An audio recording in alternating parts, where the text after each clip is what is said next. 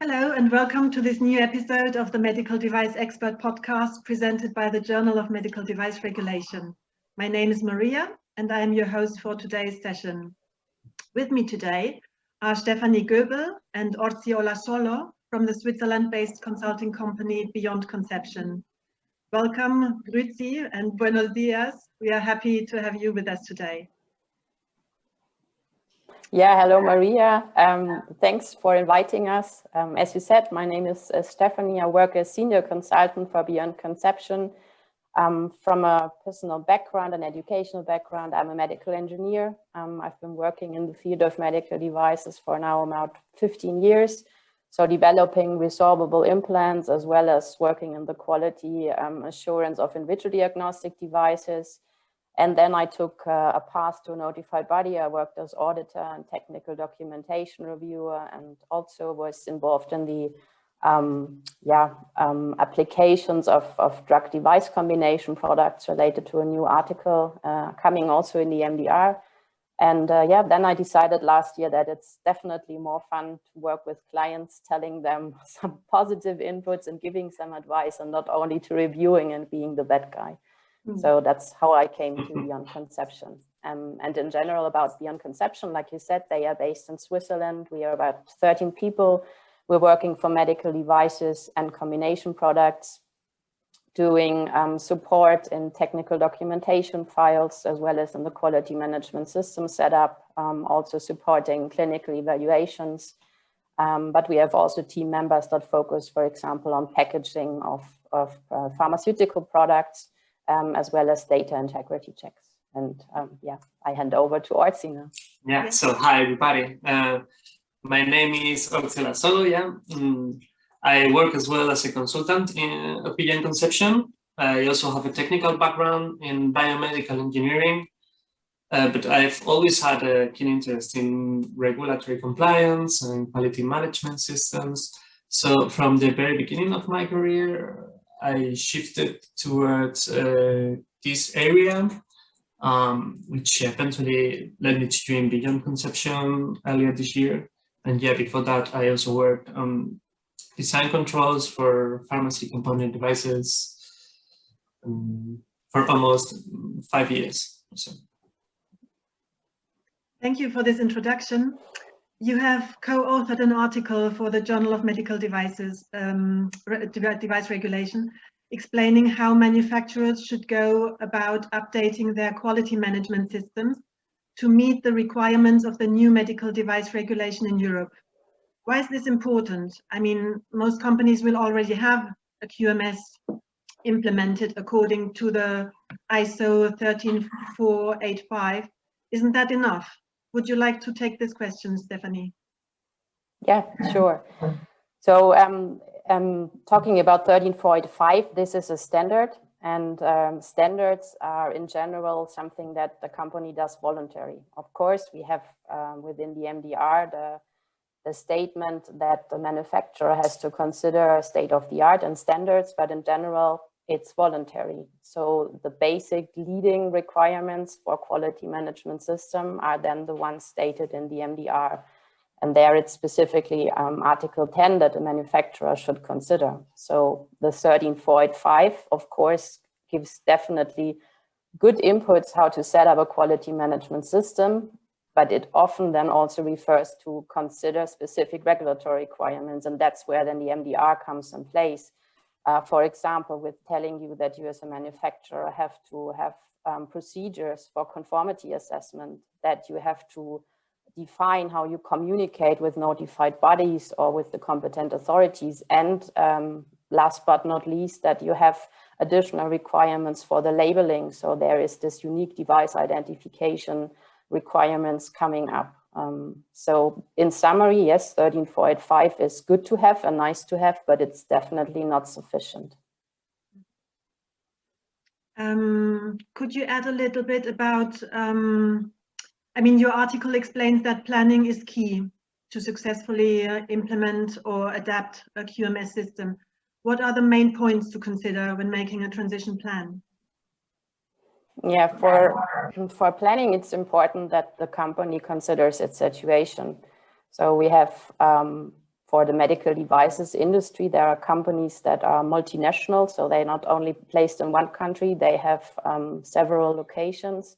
So it's to consider if you have specific products, maybe only in one location, or if you also plan, for example, to get rid of several products because you decide that under the MDR, it's no more worth to have them. So to have a clear understanding of what is your situation and what is also then the situation you want to have after shifting to MDR.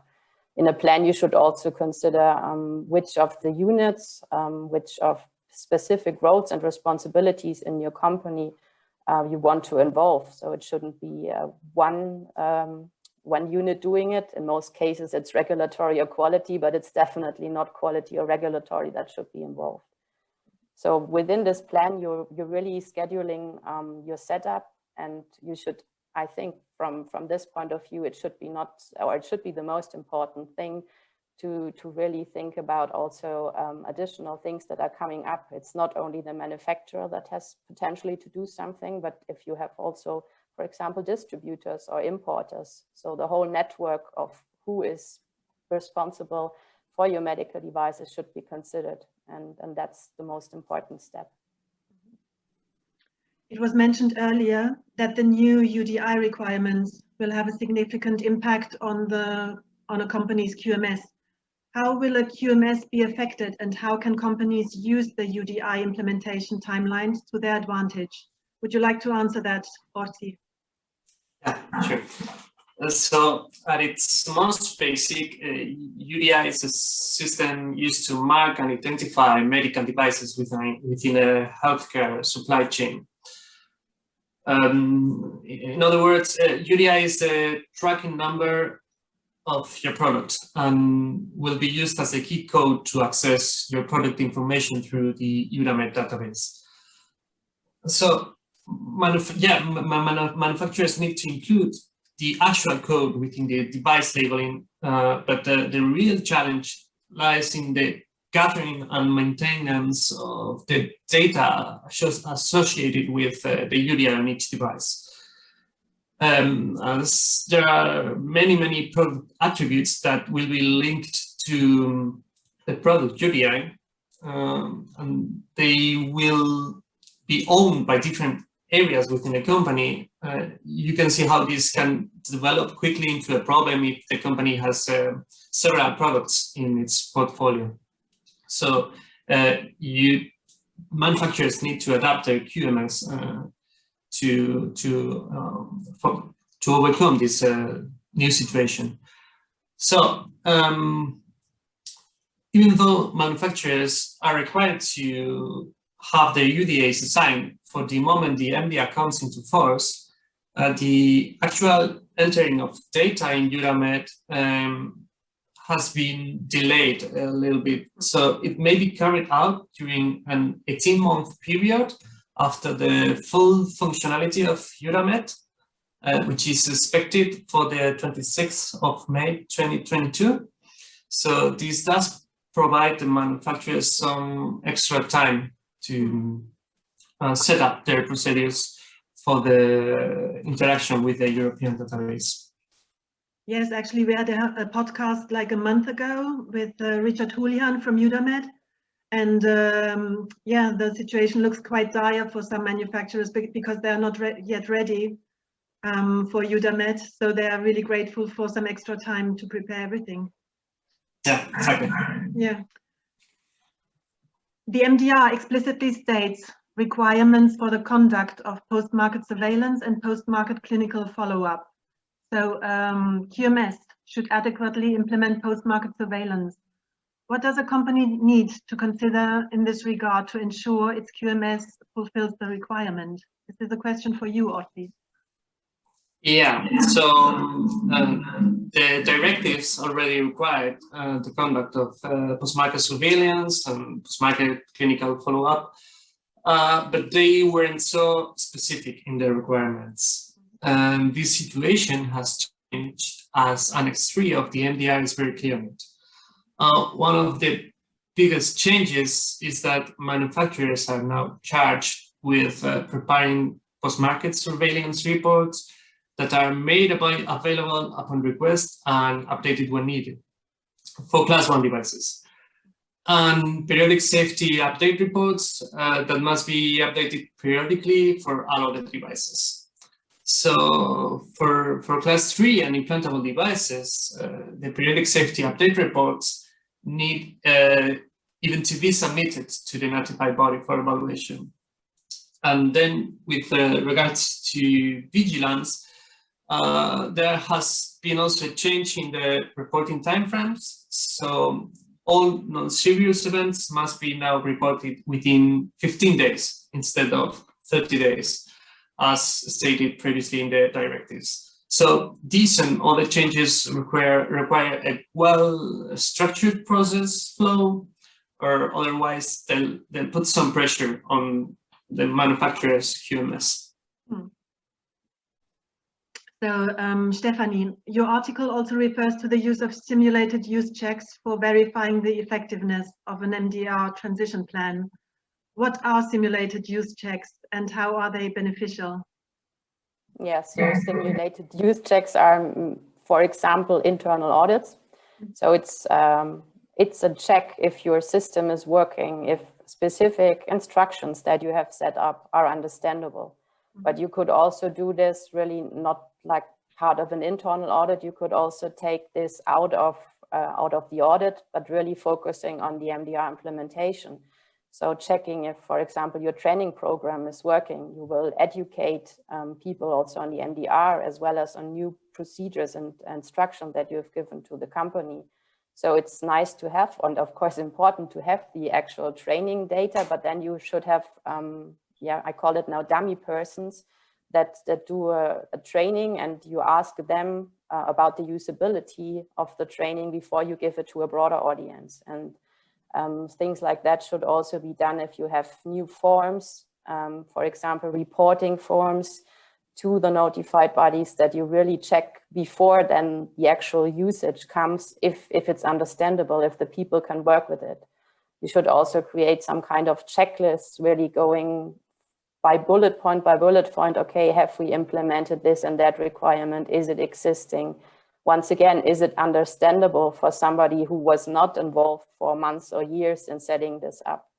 So that's the key thing, because in the end you can have everything existing, but if nobody understands how it works, then it's also within an audit situation, something where a notified body would tell you, okay, this is definitely a non-conformity.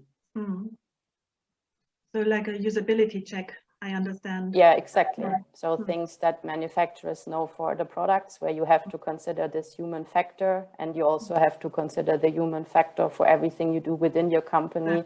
Like I said, for all the processes, work instructions, that's definitely needed, yeah. Thank you. Ortzi, you have provided us with some great insight into why a QMS needs to be adapted to meet the requirements of the MDR and how this might work in practice. As a final comment, what is the most important piece of advice you would give a manufacturer who may not have realized his QMS needs changing with the MDR implementation date looming? Yeah, well, with so little time until the MDR comes into force with all of these new requirements, my recommendation would be to look for qualified assistants that can help the manufacturers draft such a plan, such a transition plan, and also effectively implementing it as soon as possible. Because as we have discussed so far, the changes the QMS may require can be quite profound. Yeah. So, yeah, in my opinion, the best strategy is to rely on someone who has extensive experience in this field. Thank you, Stephanie and Ortzi, for this very insightful conversation. I'm sure our audience appreciates your expertise and has learned a lot today, as have I. So thank you and take care. Thanks to you for the invitation. Yeah, thank you. Bye-bye.